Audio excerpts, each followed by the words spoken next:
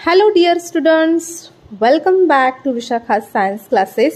आज मी तुम्हाला एक प्रेरणादायी गोष्ट सांगणार आहे जी तुमच्या आयुष्यात नक्कीच उपयोगी ठरेल. ही गोष्ट आहे मायकल फॅरेडे, एका अशा मुलाची ज्याच्याकडे शिक्षण नव्हतं. घरची परिस्थिती अतिशय गरीब.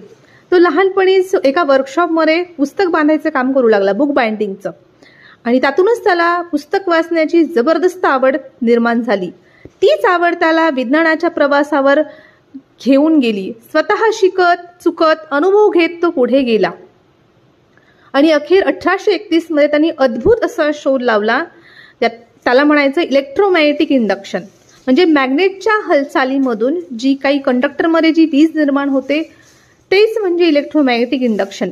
आज आपण वापरत असलेलं मोटार, जनरेटर, ट्रान्सफॉर्मर हे सगळं ह्या फॅरेडेच्या शोधावर आधारित होतं. त्याच्याकडे डिग्री नव्हती, पैसे नव्हते, पण ज्ञानाची आणि मेहनतीची ताकद होती.